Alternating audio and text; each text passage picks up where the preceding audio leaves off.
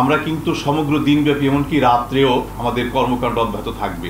এখানে ডিএমপির সাথে সম্মিলিতভাবে আমরা আমাদের অভিযান পরিচালনা করব। আমাদের ম্যাজিস্ট্রেটগণ ডিপ্লয়েড থাকবেন। 31st ডে উদযাপনকে কেন্দ্র করে যাতে এমন কোনো পরিস্থিতি সৃষ্টি না হয় যেটা মারাত্মক শব্দ দূষণের কারণ ঘটে, আতশবাজি, পটকা ফোটানো এবং উচ্চস্বরের শব্দযন্ত্রের ব্যবহার এসহ যাবতীয় যে কর্মকাণ্ড এগুলো থেকে বিরত থাকতে হবে। আজকের যে উদযাপনেরকে কেন্দ্র করে যা আমরা লক্ষ্য করে থাকি বিগত দিনসমূহের অভিজ্ঞতায়, আতশবাজি ফুটে খুবই উচ্চ বেপরোয়াভাবে, তারপর পটকা ফুটে উচ্চস্বরে বিভিন্ন সাউন্ড যেগুলো সৃষ্টি করে থাকে শব্দ উৎপাদনকারী যন্ত্র থেকে সামাজিক সাংস্কৃতিক কর্মকাণ্ডে হয়ে থাকে এগুলো। তো এই বিষয়গুলোকে আমরা যথাযথভাবে নিয়ন্ত্রণ করব। ডিএমপির কমিশনার মহোদয় তার তরফ থেকে বলবেন কর্মসূচি। আমরা আমাদের কী করণীয় গ্রহণ করেছি সে বিষয়ে বলতে পারি। আমাদের পর্যাপ্ত সংখ্যক ম্যাজিস্ট্রেট ডিপ্লয়েড থাকবে। আমরা কিন্তু সমগ্র দিনব্যাপী এমনকি রাত্রেও আমাদের কর্মকাণ্ড অব্যাহত থাকবে। এখানে ডিএমপির সাথে সম্মিলিতভাবে আমরা আমাদের অভিযান পরিচালনা করব। আমাদের ম্যাজিস্ট্রেটগণ ডিপ্লয়েড থাকবেন।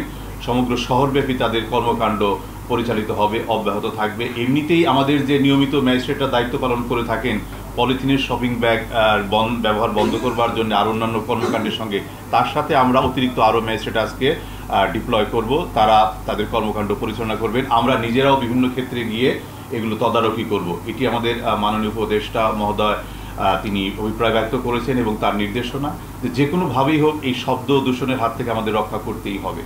আতশবাজি, পটকা ফোটানো যার ক্ষতিকর দিকটিই শুধু, এর কিন্তু ভালো দিক তো আমার মনে হয় কেউ এটিকে ব্যাখ্যা করতে পারবেন না। তো সুতরাং যে জিনিসটি প্রচণ্ডভাবে আমাদের স্বাস্থ্য ঝুঁকি ঘটাচ্ছে সেটিকে কেন আমরা অনুমতি প্রদান করবো, অ্যালাউ করবো, আমরা দেখেও সেটি না দেখব। সুতরাং সে বিষয়ে আমাদের অবস্থান সুদৃঢ়। আমরা কোনো অবস্থাতেই এটি আর চলতে দেব না।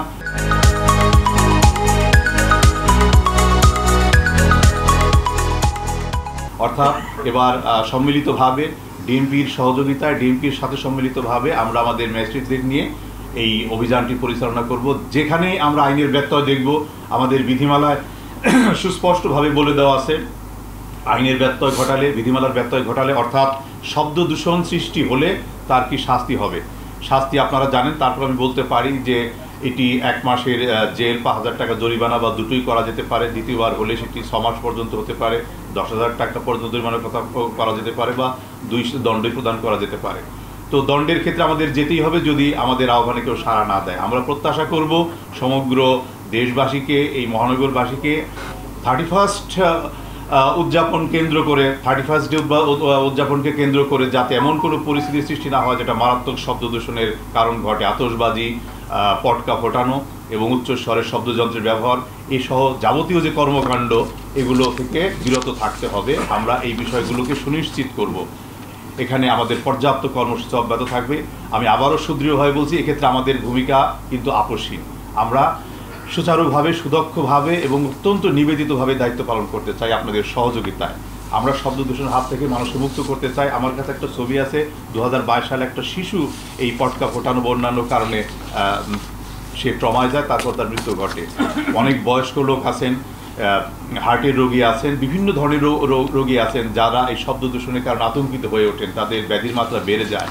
তারপরে যানবাহন চালিয়ে যাওয়া, উচ্চস্বরে দেখবেন যে এত জোরে শব্দ করে যানবাহন চালিয়ে যায়, যেটিও আমাদের জন্য খুবই ক্ষতির কারণ হয়ে দাঁড়ায়, আতঙ্কের কারণ হয়ে দাঁড়ায়। এই সার্বিক কর্মকাণ্ডকে, যেটি দূষণকে বিশেষভাবে প্ররোচিত করছে, সেটিকে রোধ করবার জন্য, নিয়ন্ত্রণ করবার জন্যে আমরা আমাদের ভূমিকা অব্যাহত রাখবো এবং সুদৃঢ় অবস্থানে থাকবো। এখানে কোনো আপোষ থাকবে না। এটি আমাদের মাননীয় উপদেষ্টার নির্দেশনা।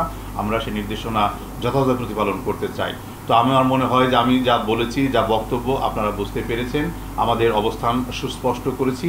শব্দ দূষণ নিয়ে অনেক বিস্তারিত বলা যেতে পারে, তার ক্ষতিকর দিকে আমি 2-1টি বললাম, আরও অনেক আছে যারা এই বিষয়ে অভিজ্ঞ, তারা আবার বলতে পারবেন। আমরা সাধারণ দৃষ্টিকোণ থেকে যে ক্ষতির বিষয়গুলো বললাম, এখানে শব্দ দূষণজনিত কারণে যে মৃত্যু ঘটে, অর্থাৎ শব্দ দূষণজনিত কারণে যে রোগের সৃষ্টি হয় তা থেকে মৃত্যু, এই সংখ্যাটাও কিন্তু খুব আতঙ্কজনক। প্রতি বছর প্রায় আনুমানিক 12 থেকে 15 হাজার লোকের মৃত্যু ঘটছে এভাবে। তো এরকম আরও অনেক স্বাস্থ্য ঝুঁকির বিষয় আমরা উত্থাপন করতে পারি। এই সার্বিক বিষয় বিবেচনা রেখে আজকে যে পরিকল্পনা রয়ে গেছে, শব্দ দূষণ ঘটতে পারে যেখানে, পটকা ফোটানো, আতশবাজি ফোটানো, আমি বারবার শব্দগুলো উচ্চারণ করছি, এগুলো থেকে বিরত থাকতেই হবে। আমরা বিরত রাখবো। আমরা আহ্বান জানাচ্ছি, আমাদের আহ্বানে সাড়া দিলে আমরা আনন্দিত হব, না হলে কিন্তু আমাদের আইন শৃঙ্খলা কার্যক্রম, আমাদের এনফোর্সমেন্ট বিশেষভাবে বলবৎ থাকবে, আপসীনভাবে।